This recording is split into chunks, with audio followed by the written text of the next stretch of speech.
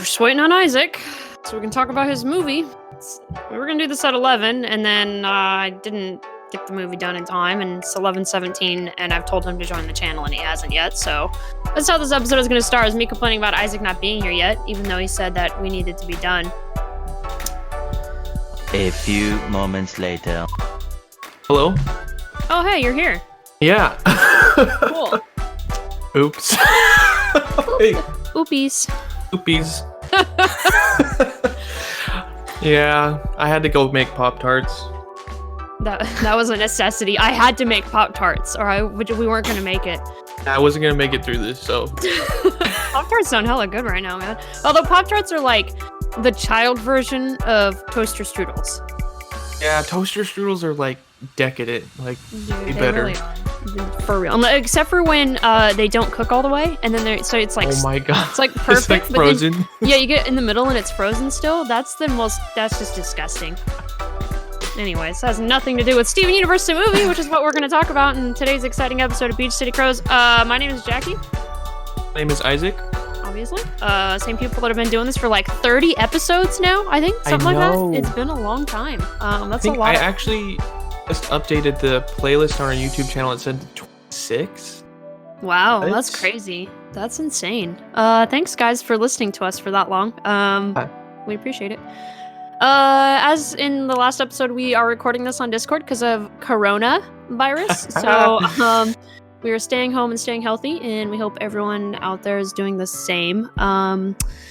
But yeah, so it's been a while since we've done a Steven Universe episode, so this is still Beach City Crows. This is still a Steven Universe and Haikyuu podcast, and we would be just terrible podcast hosts if we didn't talk about the Steven Universe movie and Steven Universe Future. So that's, now that Future is finished like a couple weeks ago, I think. I can't remember. A week ago? 2 weeks ago? It's been a while. Anyways, now that Steven Universe is finished, we can talk about everything that happened after the first Steven Universe. So I literally just like a couple minutes ago finished watching the Steven Universe movie. So it's fresh. It's actually almost too fresh. Like I haven't had time to process anything yet, but we can still talk about it. My feelings are very raw right now. So but why don't you tell me your thoughts, because you are the Steven Universe fan. So tell me, first of all, the hype level surrounding when this was announced, all the feels that you felt watching it. Like, just lay it on me, bro. I can't remember if this was announced after Steven Universe ended. I think it was a little bit before first series ended, but hype around it was like amazing. I was like, wow, we're actually getting a movie. And I know there was like theories about it, and I think Rebecca or one of her team members had gone on an interview talking about it. So even just like slightest announcement, everyone was like, oh my god, including me. I was wondering what it would be about. And then of course you have like the fan theories of what that gem is when the trailer came out. So I was pretty hyped for this movie. And the hype did not. The hype did not. I don't think I meant did not. Okay, so the movie is awesome, and hype was real. Okay, that's all I gotta say. Yeah, I think overall the movie it definitely exceeded expectations for me. I mean, there's some stuff that I definitely like. The diamonds just annoy me more than ever before now. Yeah. Like this. Like, it's bad enough that there was that quick redemption that we complained enough about, and everyone's complained about it. I don't know anyone that's really satisfied with that, and that's okay. The beginning scene is just like, no, you guys aren't redeemed. Why are you guys all happy for Steven? Yeah, and I have to like remind myself that this is like, it's not like the day after the final episode, you know, like some time has passed. Yeah. But it feels it just doesn't feel like the villains that which I guess they're not, I don't know, it's whatever. It's just a very weird scene, having the diamonds act that way. It just didn't feel natural. The music and the storyboarding, but like characters, like as far as the diamonds, I don't know. Like you said, I just don't feel like they're redeemed enough. Yeah, because there really wasn't any redemption. It was Steven told them to stop being bad, so they stopped being bad. Now they're like, Steven, move in with us. Steven, I've changed my entire life. Steven, I've stopped killing people. I'm no longer literally Space Hitler.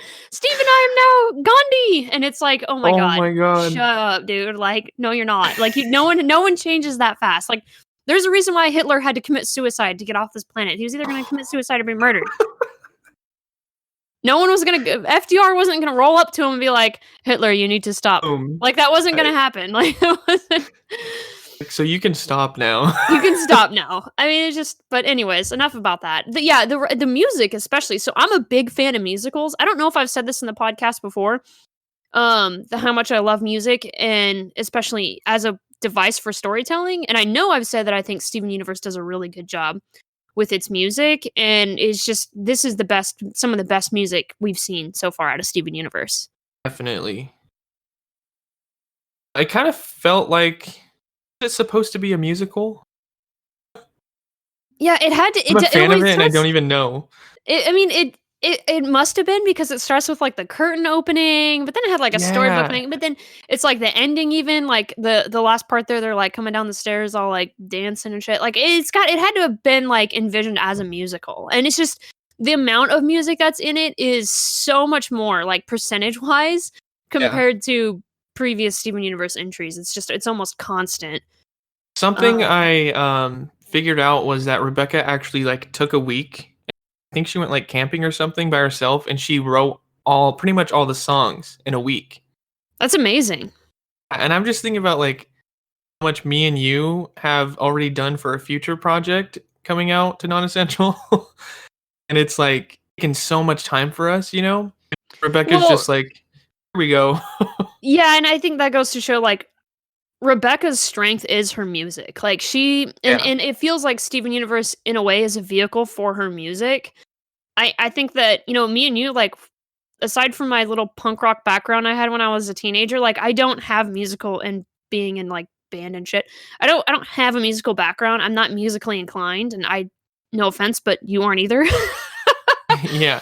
So obviously, like, and we don't take it seriously. Like, we joke around and stuff. When you see someone who's talented at it and taking it seriously, you get great stuff, like the soundtrack to this movie. Exactly. One of the things we were talking about before we recorded this was Spinel. So Spinel is... by laughs. Oh my god. Spinel is... Sorry. Oh, you're fine. Spinel is... has become a focal point in the Steven Universe community, the fandom, whatever you guys call yourselves. What do Steven Universe fans call themselves? I don't know. They don't have like a term. I thought they did. They have like whatever. Anyways, they love Spinel. This is my thoughts on Spinel. Very interesting how they went about using obviously a very like 1920s, 1930s design. And animation style as well. It's super exaggerated. Even the music is like kind of got that swinging jazz type feel to it every time she sings, which I really like. It's like, I love music, so I love that genre for sure. But you really like her background story, so talk about why, I guess. What about Spinel is it that you really like? I guess I should say I'm not that big of a fan of her backstory. I just it's different from any other character, if that makes sense. I thought it was kind of messed up of Pink Diamond to leave her there for like thousands of years, however long it was. Yeah, like, literally not moving, just standing there for 1,000. Like the shrubbery and roots and shit had like grown over her. Like she was literally like tied to the ground by like a plant that had grown over her feet. Yeah, like imagine being alone, pretty much left by your friend, I guess you could say, that long. Well, and I think it goes to show that just because you think you're friends with someone doesn't mean that they really care for you. Even if they're a diamond, this being that's like, I guess, godlier than is the that rest. Freaking shocking though? Have you seen the diamonds are like terrible? Like that's not surprising to me. To Spinel, how like childish she is, I feel like she wouldn't even think about that stuff, you know? Well, there was this, when you see the backstory, and you can see how Pink Diamond is clearly annoyed by her because she's so constant and so clingy.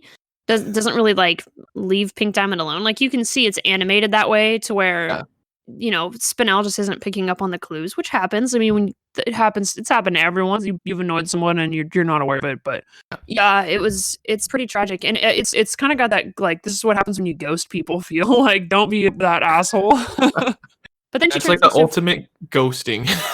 It really is. Oh my god! Like for thousands of years. Like you think it's bad to be left on red? Imagine being left on red for thousands of years.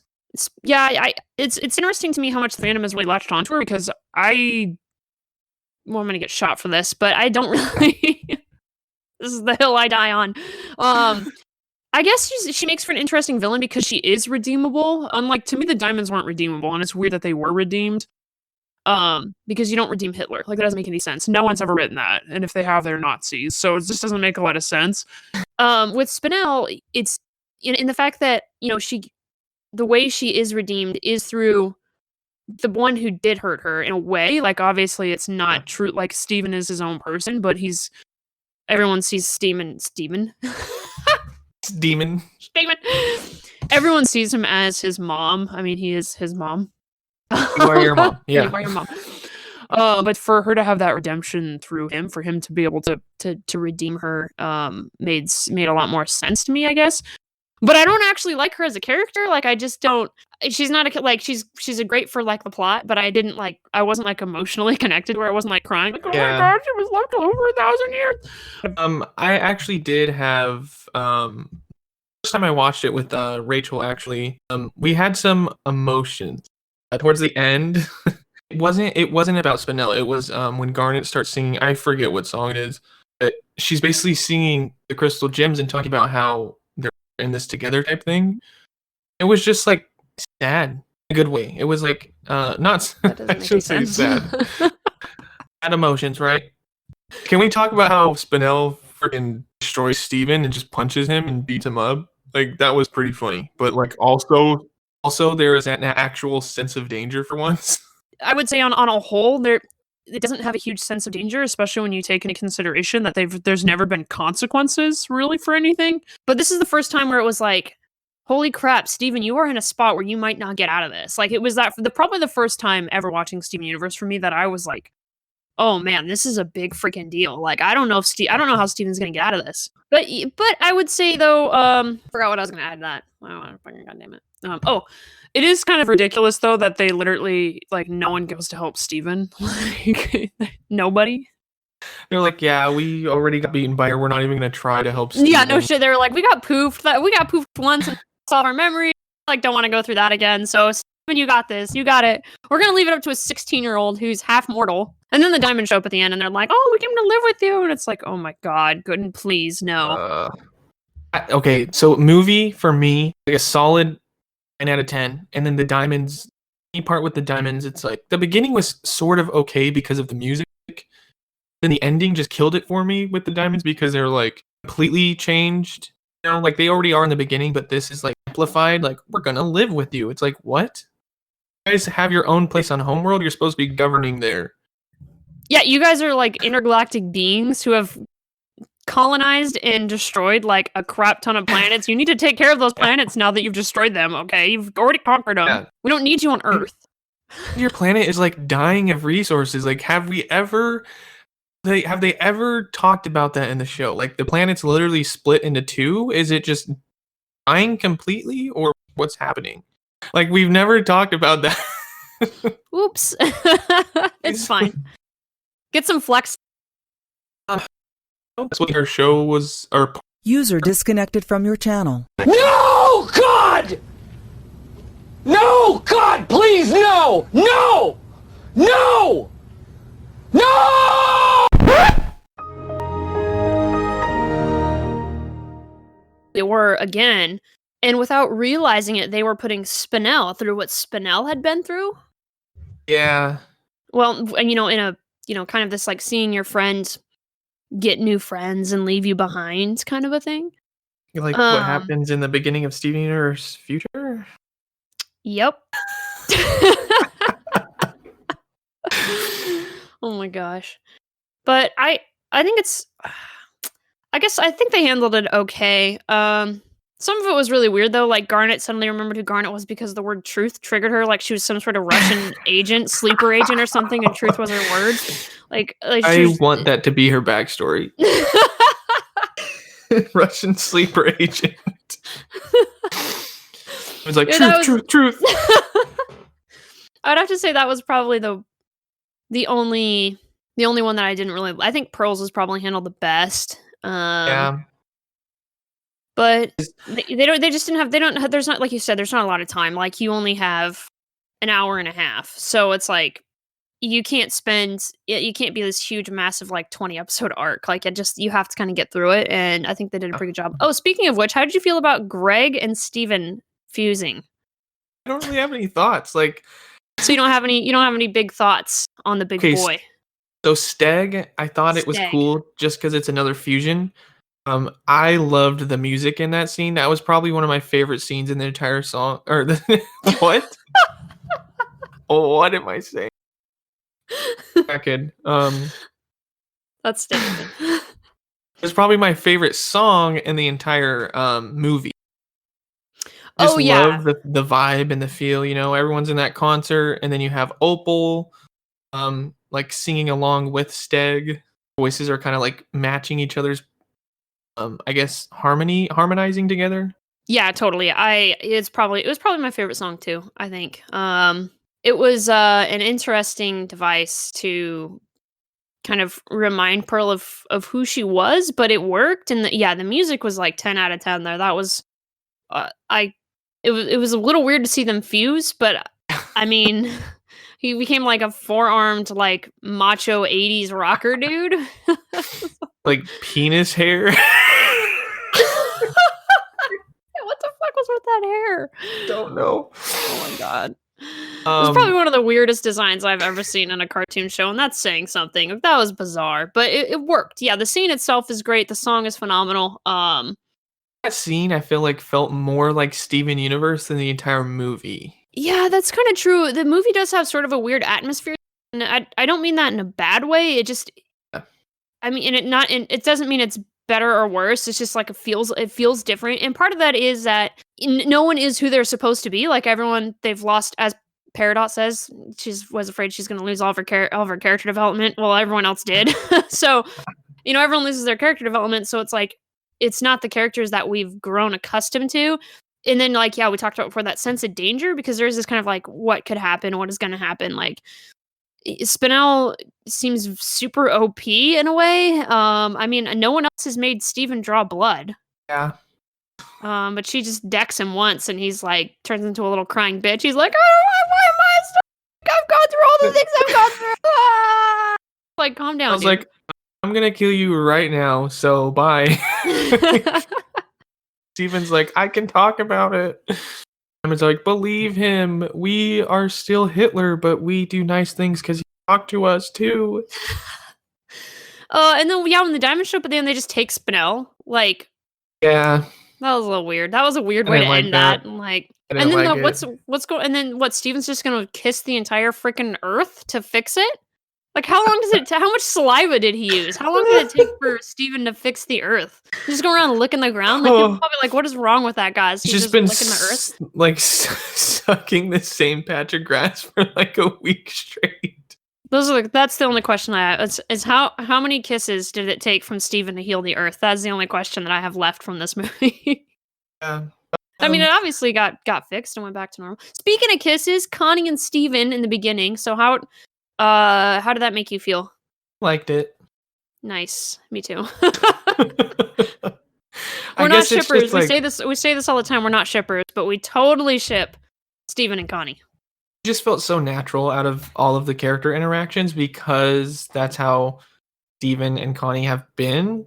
Yeah, totally. And it felt authentic for their age group, and it felt like, of course, I don't know. It felt right. It totally did. And they're just so great together. And the fact that it is written so well, it is written so natural that, they start out as these really great friends, and we're watching it develop in real time, and it's done very authentically, I think is helpful. But yeah, that was for me. I was like, hell yeah, get it, Connie and Steven, get it.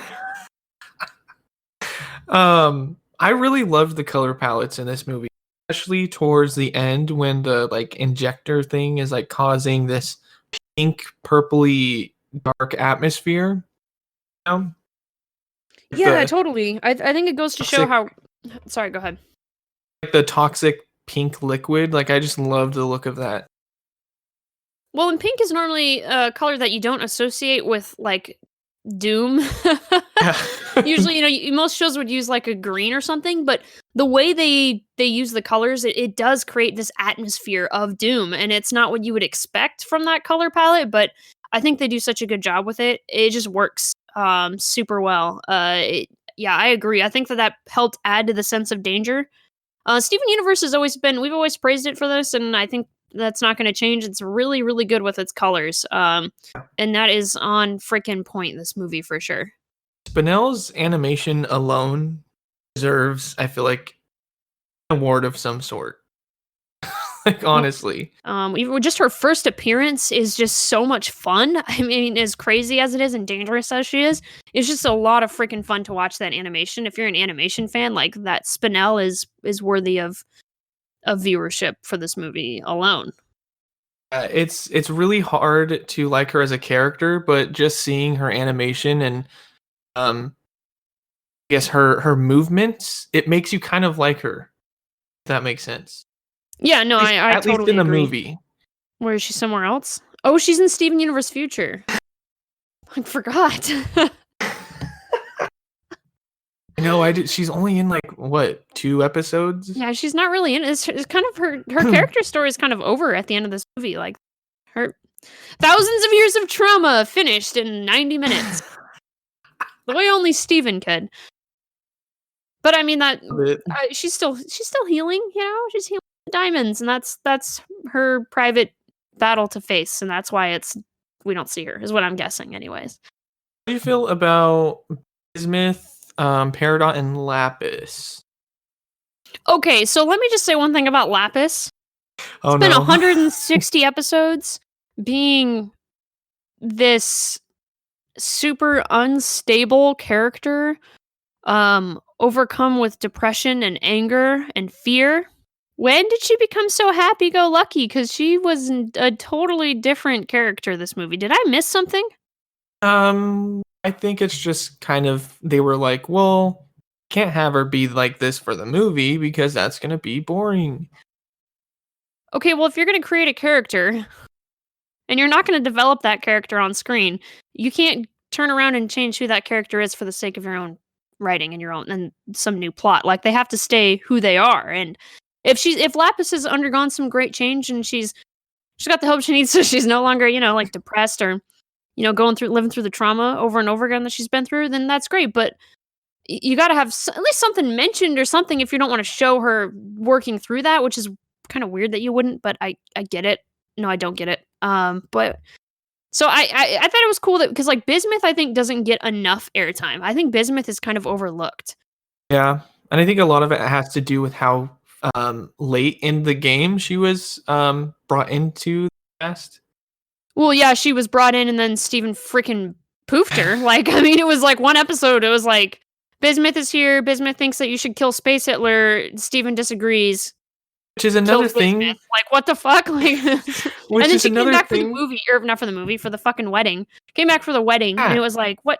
You could have used Bismuth any other time. You could have brought Bismuth back any other time and talked it out. You can talk it. How the hell can you talk it out with the diamonds? You can talk it out with the diamonds, but you can't talk it out with Bismuth. Like, that doesn't make any sense. There are so many ways they could have brought Bismuth back into it, and how cool would that have been if there was like a Bismuth and Jasper fight? Like, even that something would've as been simple awesome. as that. That would have been so cool.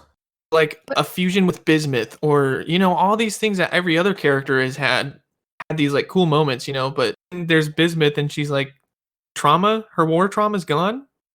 Yeah, The wedding? Yeah, I think Bismuth is wasted potential, Definitely. which is unfortunate. But and you can see it too. That's the thing, is you can constantly see like how useful Bismuth would be. But I don't know. I don't understand why you would bring in that character when they did and then just like forget about her for so long. Spent more time on Lapis and less time on Bismuth.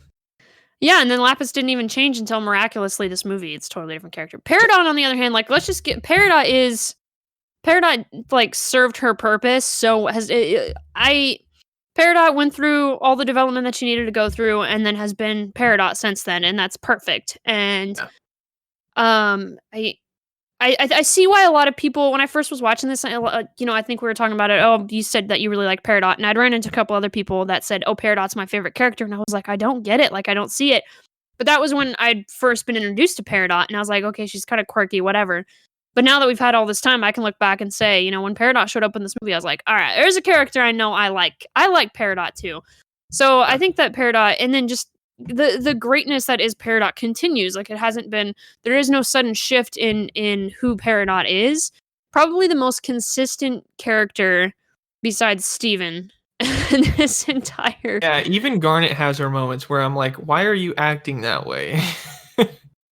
Yeah, Bismuth, again, wasted potential. I don't understand Lapis. I will never understand Lapis's character. I don't understand how she could have suddenly. Does she have like a bipolar disorder or something? She's got something going on because it just doesn't make sense from a writing perspective how much different she can be. And people can say all they want, well, time has passed. Well, in writing, it doesn't matter if time has passed. If you don't show the changes happening, you have to show that those changes have happened. Or otherwise, you can just write away plot holes all you want. You can be like, well, that happened off screen. Well, it's bad writing. That's just bad writing. So Lapis as a character, I just don't know. I don't know what they're trying to do with Lapis. I guess that's what I'm trying to get at here. Yeah. I'm not saying she didn't deserve the screen time that she got. I'm just saying that the screen time that she got should have been helping her character, not keeping her in the same place forever. Totally. Yes. I guess Bismuth did help build all of like little world. It's pretty cool, and she like helped rebuild Ben's beach house. Oh, I forgot about that. But like there's no real interaction with her and other characters, so it's like, yeah, that's cool that she did that, but like Spinel, I think they did a really good job with Spinel. I think Spinel, like that's how you do a villain. Like that's how you do redemption. Is you tear this character down, build it back up to that moment in which it broke, and then repair the break. Like that was great. That was fantastic. And it was something that was redeemable. Like this wasn't what was happening wasn't Spinel's fault. Spinel was who she was because of a trauma that she'd endured. So they are going to help her heal that trauma compared to just being an evil being. And you can't tell me that the diamonds aren't evil beings. Like they committed genocide. They destroyed entire freaking planets. They're evil beings. Like you can't write that away. Like you can't fix that in a 5-minute conversation. And the fact that they were able to, I think, do a redemption story with Spinel as good as they did shows that they're capable of it. I don't know what happened in Steven Universe, obviously, but it worked good for this movie, I think. I think it's because they had a clear vision, and it was only an hour and a half of time that they could work on for such a long period of time to kind of perfect it in different areas. And I will say part of the reason I really love this movie is because of how realistic Spinel's character arc in this is. Everyone's kind of been in that place. Everyone knows it feels like. So you can understand her lashing out and all these different things that she does. It just felt really realistic, even for an alien character like Spinel. Yeah, and I think it works really well too. I'm a little bit older, so it's been a long time since I could say that I can connect with emotions like that. But I think when you think about the target audience for Steven Universe and how it's quote kids show, there's a lot of kids that are going to go through what Spinel's gone through, and to them it does, like when you've been ghosted, I'm sure it does feel like you've been left on red for 1,000 years. Like it's awful when you think you're best friends with someone and it turns out that they thought you were a nuisance and now you have nothing.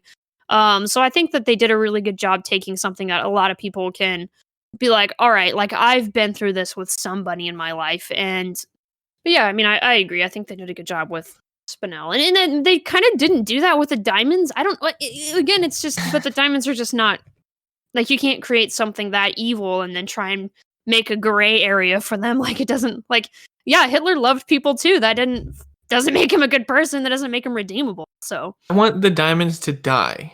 yeah, Not in like a I hate their character. I want them to have consequence. I truly feel the only consequence for millions, possibly millions of years of genocide is death. yeah. I would agree with that. But that makes us horrible people that we can't find redemption in the diamonds. So I mean, they did a good job with Spinel. I agree. Yeah, Spinel's great. Probably one of the best redemption arcs I've seen in a kid's show in a long time. Not counting something like, okay, obviously the greatest redemption arc of all time is Zuko from Avatar: The Last Airbender. Like that's a 10 out of 10 redemption arc in a children's in a kid's cartoon. Like Zuko is nothing comes even close to that. Spinel is a solid, like, 6 out of 10 for a redemption arc. Like, it makes sense. It works. They did a good job kind of going through the ups and downs of tearing her down and putting her back in that place and fixing her. So, yeah, I think they did really good with that. It was a good plot for a movie, too, I think. The movie just felt like such a complete package. Like, it was so satisfying to watch, experience. It's something so we needed that so much coming from Steven Universe because of how inconsistent a lot of areas of that show were or are. It was just, I guess it was just so satisfying and like revitalized my love for Steven Universe. Yeah, this is Steven Universe done right. Yeah, if the whole show was like this, like, it deserves tons of awards. Totally. Yeah, I mean, this is it. It would feel, like you said, like a complete package. I think that's the best way to put it, compared to Steven Universe, which felt very kind of chaotic and a little scatterbrained in a way. Which is so weird because this movie at times feels chaotic, but in a sense that it needs to. Not that it's like everywhere. Yeah, it's the sense of chaos that Steven and the others are feeling, not the viewer feeling like they're in chaos because they don't understand why we're talking about Ronaldo. Hey, where was Ronaldo? I didn't see. Oh, excellent. Well, they got one thing right, not having Ronaldo in the movie. Not enough Onion, though. Onion's only in it for like 3 or 4 frames, and that's not enough. Yeah. Onion should have been like the main character. This should have been Onion's movie, let's be real. Onion should have helped redeem Spinel. I feel like Onion's the Onion best. has his own like, injector ship. Like nobody knows about it. He totally does. Come on. Onion is the true villain of Steven Universe.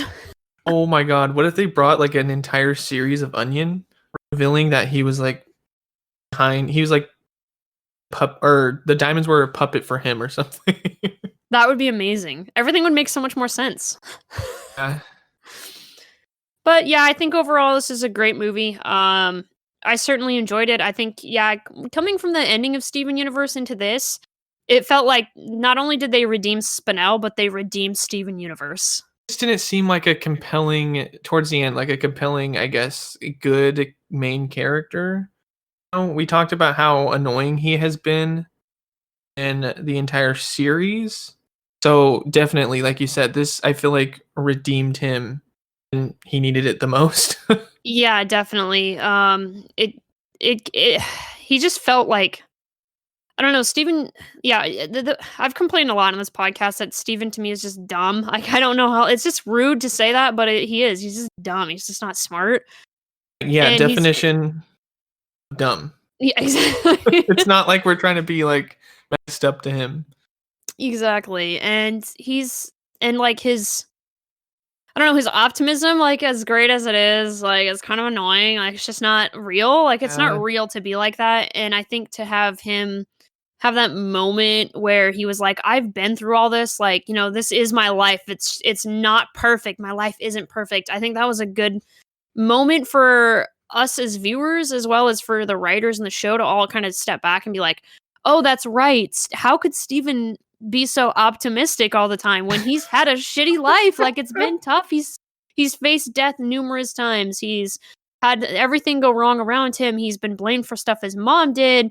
It almost is like, too, you're watching, like, there's a moment where you realize that Steven doesn't idolize his mom anymore, because in the beginning he had been surrounded by these people that loved his mom, and they were like, yeah, we rebelled for your mom's sake and all this stuff. And then now, as they've kind of revealed that his mom was Pink Diamond, and that Pink Diamond's done all these things, and one of them, of course, is leave Spinel on red for 1,000+ years.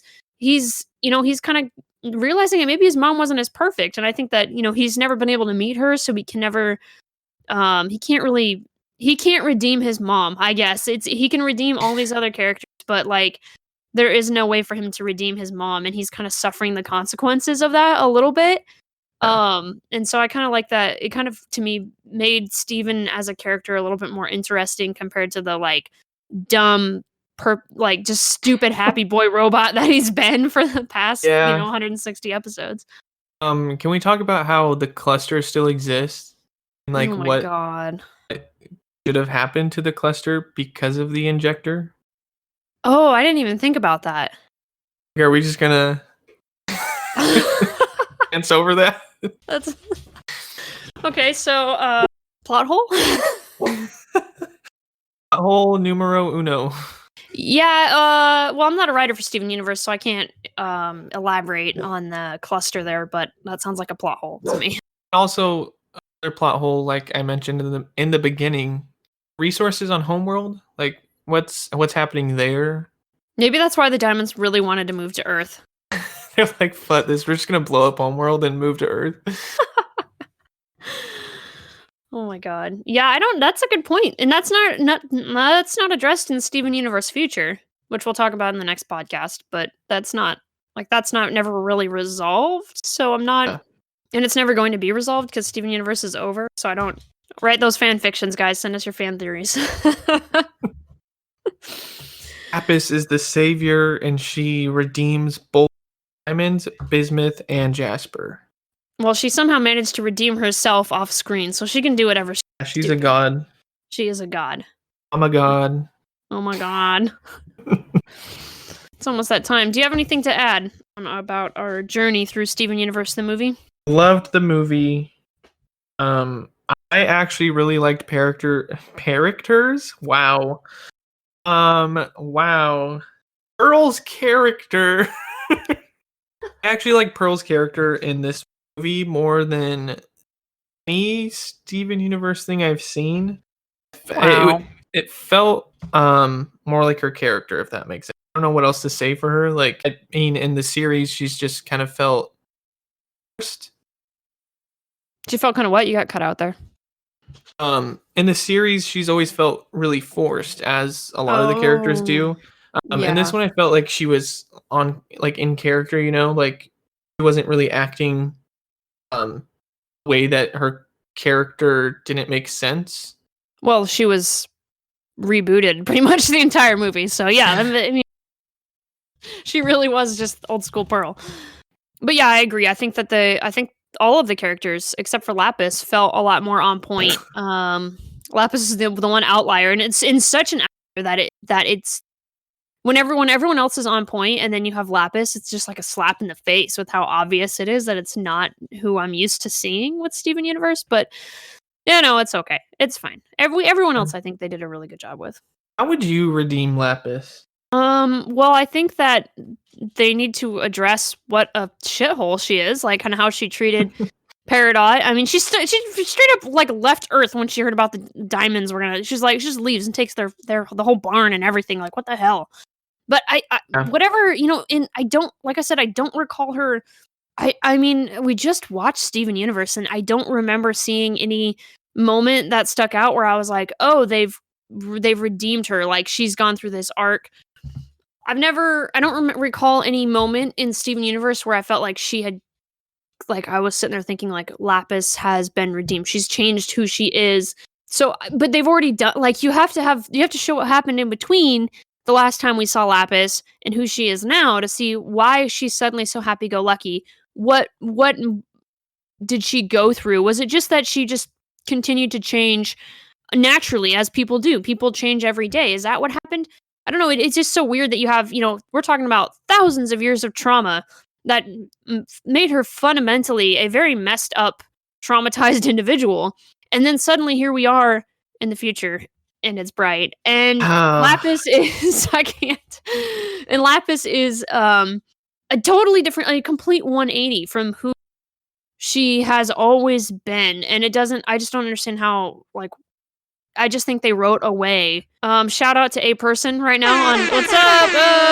Josh, by the way, can you confirm who you are? Because I'm pretty sure, I'm like 90% sure a person in our Discord is Alessandro from our YouTube channel. Not for like certain. So in terms of how to redeem Lapis, they just got to show something, and it's weird that they didn't even mention like how different Lapis is at this point. Which is like they were like, yeah, she's changed, it's fine, it's no big deal. I totally forgot what we were talking. We're talking about the movie. It was good. It was great. Yeah, I really liked it. Solid 8 out of 10 probably from me. Yeah. Like I said, I don't give out 9s very often, and I've given out like 1 10 in my entire life. So an 8's pretty freaking high from me for sure. All right. I feel like that's all I could say about Steven Universe, though. Yeah, I don't really have anything else to say about the movie. I feel like we put it up pretty well. Yeah, that's it. That's all there is to it. My name's Isaac, and I'm sending us out right now. So bye. Okay, that's it.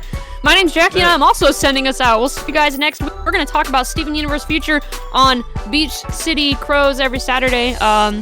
We're recording even though it's Corona season. Hopefully y'all are staying home and staying safe. So, hold on, someone messaged me.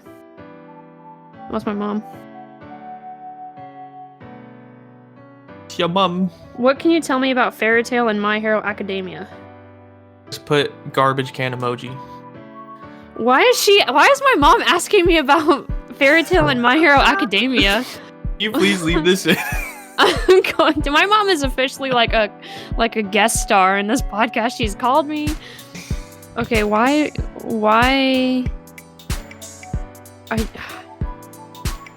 Or what?